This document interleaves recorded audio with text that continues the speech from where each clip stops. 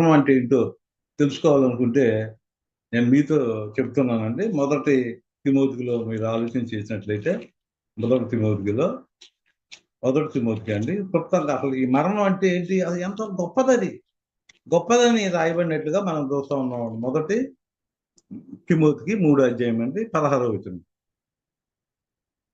నిరాక్షేపంగా దైవభక్తిని గురించిన మర్మం గొప్పదండి. ఇది ఆషామాషి గారు, ఈ గొప్ప మర్మం ఏంటది? ఆయన సశరీరుడుగా ప్రత్యక్షుడైంది, అంటే శరీరధారిగా ఈ లోకానికి వచ్చినట్లుగా మనం చూస్తూ ఉన్నామండి.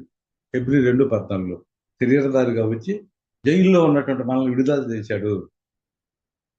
ఆత్మ విషయంలో ఆయన నీతిమంతుడని జస్టిఫై పొందాడు. ఆయన జస్టిఫైడ్ అనమాట.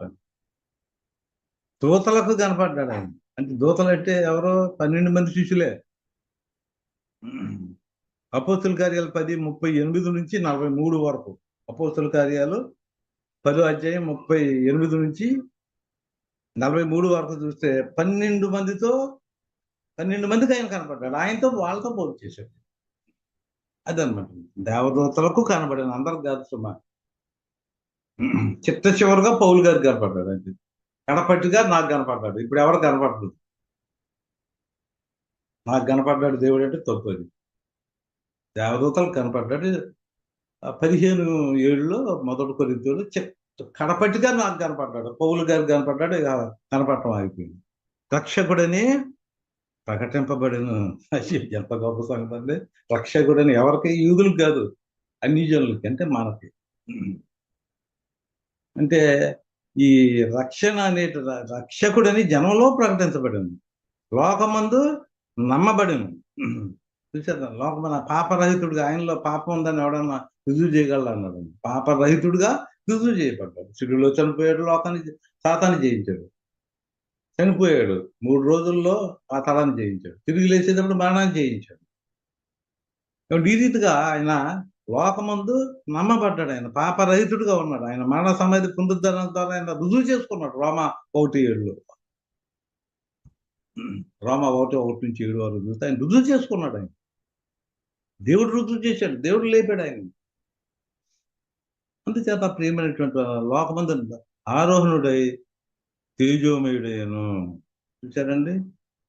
ఆయన ఇటువంటి విషయాలు మనం చూశారండి. ఆయన యొక్క మర్మము, గొప్పదై ఉన్నటువంటి యొక్క మర్మము ఏంటి? మర్మము అని మనం ఆలోచన చేసినట్లయితే ప్రియులరా, ఈ మర్మము మొట్టమొదట దేవుడు ఏం చేశాడంటే, దేవుడు అది రహస్యంగా మించాడు. ఏమంటే దానియేలుతో ఏం చెప్పాడంటే లాస్ట్ అధ్యాయంలో మనం చూసినట్లయితే దాన్ని గుప్తంగా ఉంచమని చెప్పాడండి. దాన్ని వెల్లడి చేయొద్దు అన్నాడండి. ఆమోసులు ఏం చేశాడంటే కొన్ని విషయాలు రివీల్ చేశాడు.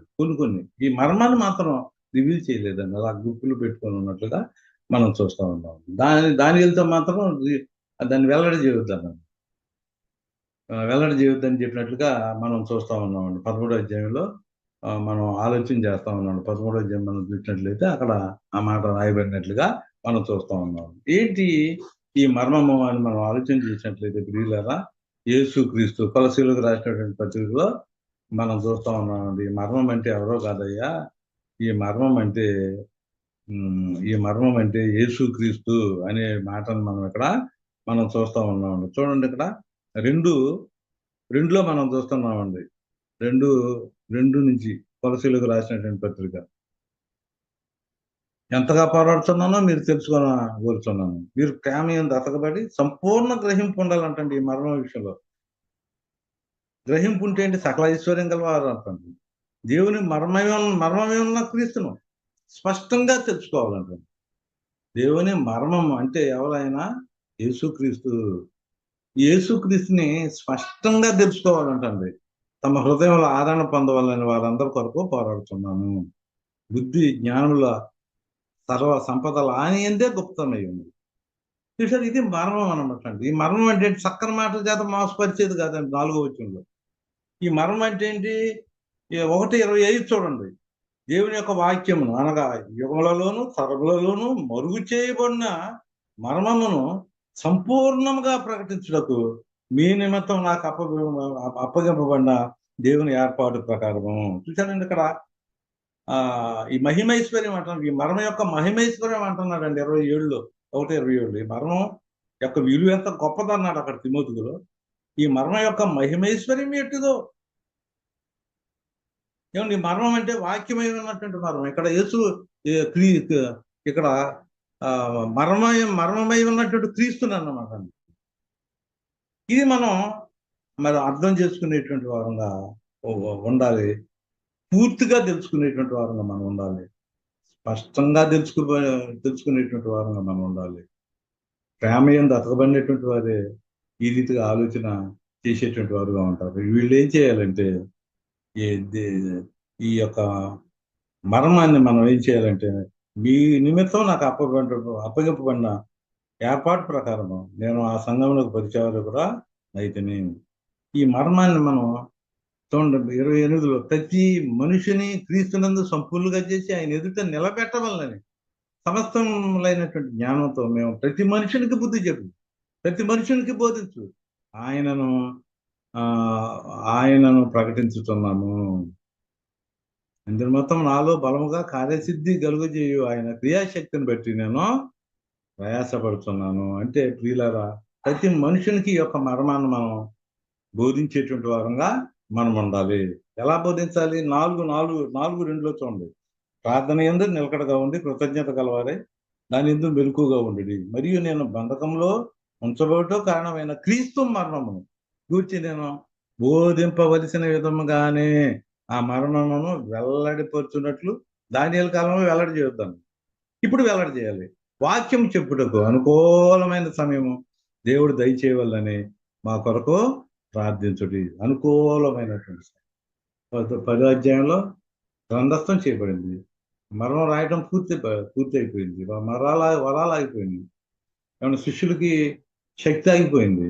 అన్నిటికంటే బలమైనటువంటి 2 అంచులు కలిగినటువంటి దేవుని యొక్క వాక్యం అనే ఖడ్గం, ఏమండి ప్రార్థన అనేటువంటి శక్తి, ఏమండి మరి అందరి చేతులకి కూడా వచ్చినట్లుగా మనం చూస్తూ ఉన్నామండి. ప్రియమైనటువంటి వాళ్ళరా, నేను ఒకటి చెబుతాను చూడండి.